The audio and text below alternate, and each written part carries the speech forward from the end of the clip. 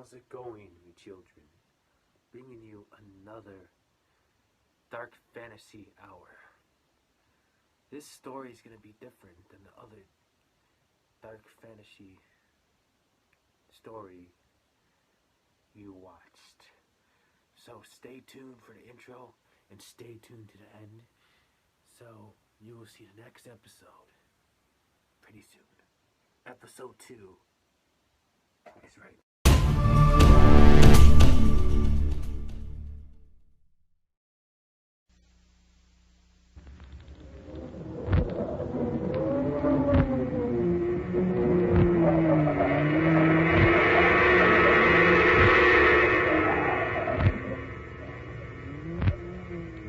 Dark fantasy.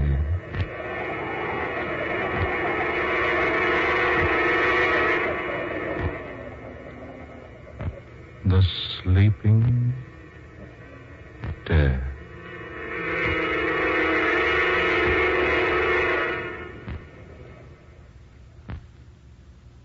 Now just lie quietly, Mr. Wentworth. Cotton nurse. Yes, doctor. Antiseptic. Yes. Pulse? Normal. Temperature normal. How long have you had these symptoms, Mr. Wentworth? About 2 weeks. Have you been walking with a limp as long as 2 weeks? Yes, I have. When did you first notice the injury? Oh, it must have been 6 months ago. Yes, at least that long ago. There was a slight swelling in the black and blue mark. Then it disappeared. I thought nothing more of it until my leg began paining me 2 weeks ago. I see. Is there much pain now? No, none. The leg feels numb. Let me see the x-rays, nurse. Here they are, doctor. It got so I couldn't stand on the leg more than an hour at a time, and I began walking with a cane. After that, about 3 weeks ago, I couldn't put weight on it at all, and I had to buy the crutches. Who suggested the crutches? Why, no one. You should have seen a doctor 2 months ago. I didn't suspect that anything was wrong 2 months ago. You might have saved your leg. Saved my leg? Yes. I'm sorry, Mr. Wentworth.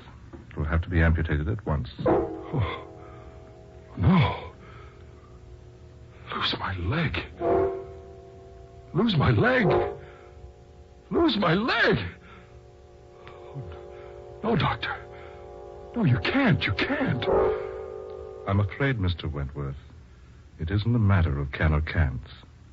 None of us have any choice in the matter now. Oh, but doctor... Naturally, I can't compel you to undergo the operation. The choice is up to you. But if you refuse, I cannot take your case or be responsible for your life. My life? Yes. Unless that limb is removed instantly, I'm afraid, Mr. Wentworth, the poison in your body will never stop until it has reached your brain. It's that bad, then? It's more serious than I can tell you. Yes. Very well, doctor. Do what you think is best. Oh, no. What was that, nurse? Nothing, Dr. Mason. Nothing. Prepare this man for surgery. Yes, doctor.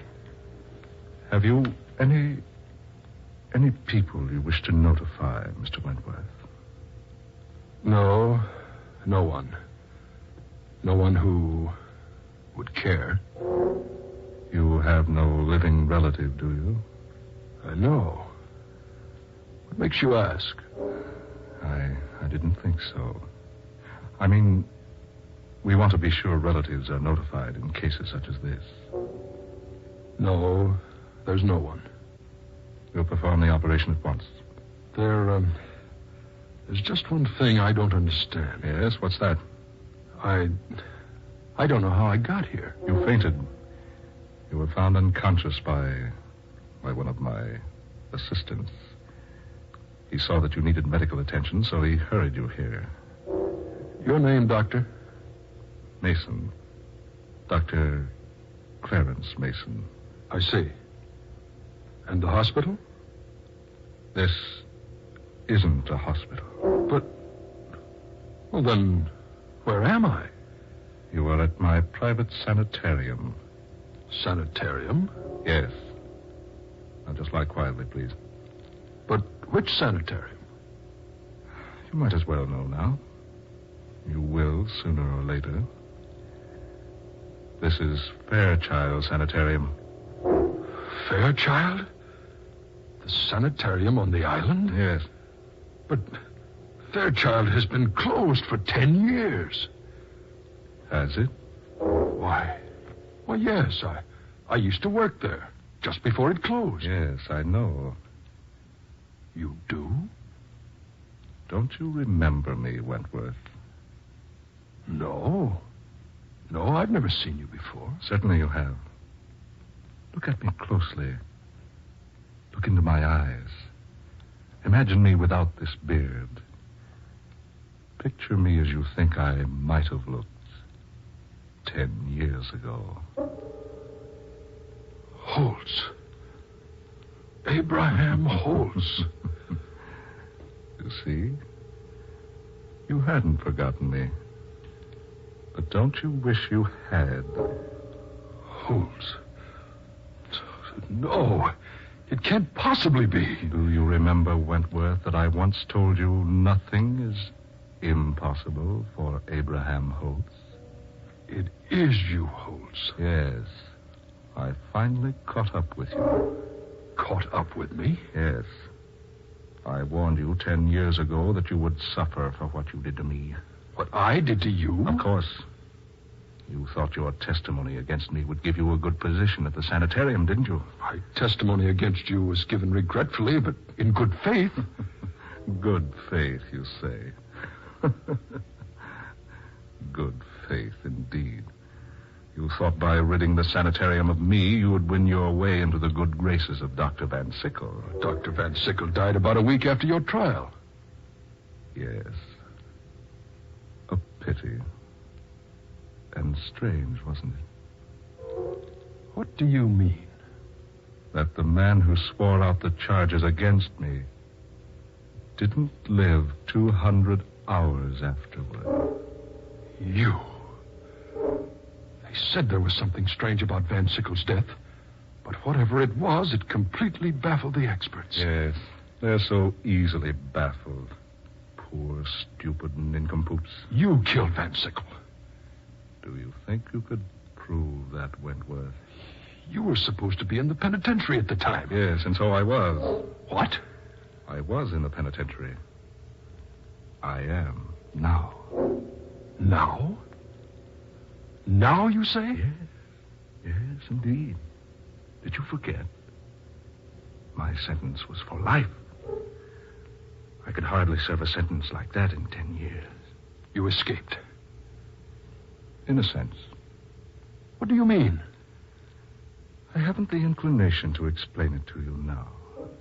Suffice it to say, it has been impossible from the first to imprison the one whom you first knew as Dr. Abraham Holtz. How could you be in prison and here at the same time? Mad. You're mad. Completely. Well, that is probably what the doctors would say, yes. But I repeat, their plain, out-and-out stupidity is as amazing as it is alarming.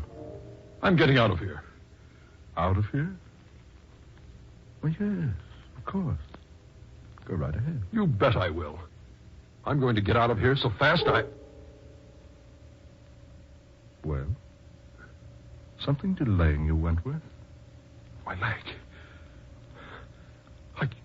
I can't move it. What have you done to me? I've merely made it a little inconvenient for you to leave. You devil. I think that's what you said, Wentworth, in the courtroom when you testified against me 10 years ago. Remember? Remember what you said, Wentworth? I do. I remember quite distinctly what you said. You've asked me to testify in this court just what my reaction has been to the practices of Dr. Abraham Holtz. Well, gentlemen, when I first came to Fairchild Sanitarium, Dr. Holtz was apparently a normal, capable, practicing surgeon with a very extraordinary ability. But then he began to change. Yes, change. He ceased to be human. Yes, he became more like a devil. That's it. He became more like a devil.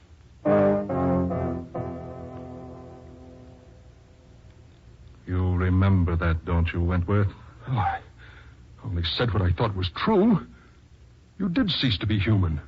You treated me and the rest of the interns like we were beasts. You were like beasts to me. Suddenly everyone became beast-like. Because suddenly I found myself in a position that put me far above every other human on Earth. Made all mankind to me like beasts are to man. What do you mean? Found yourself in a position? Sometime, Wentworth. Sometime soon, perhaps. You'll know. Ah, the electric warning. Someone has just entered the front door of the sanitarium. I must leave you now, but first... What are you doing? While I am gone, you must rest. Get away! Get away! Get away! An injection of this, Wentworth, to quiet you. No. No. Keep away from me or I'll...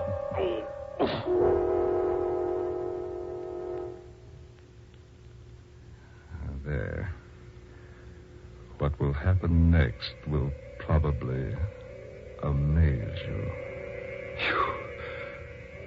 You devil. You persist in calling me that, do you? Very well, Wentworth. At first, I was going to take only one of your legs in exchange for what you did to me with your testimony. Now, I shall take them both. No. No. No. You can't do a thing like that to me.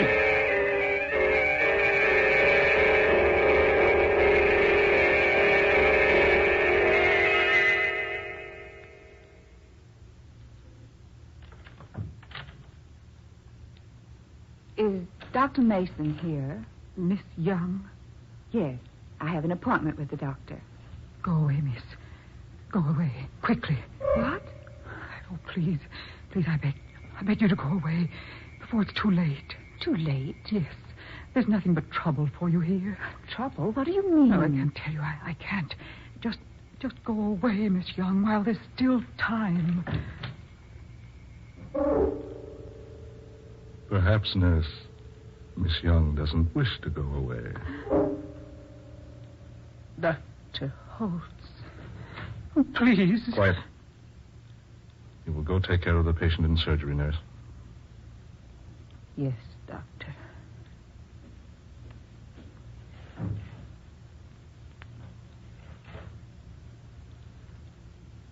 I must apologize, Miss Young. You see, my nurse is quite upset. One of our surgeons operated this morning under most adverse conditions. A death resulted. The nurse has been quite upset about it all day because, well, to be quite frank, the surgeon was her brother. I'd warned him.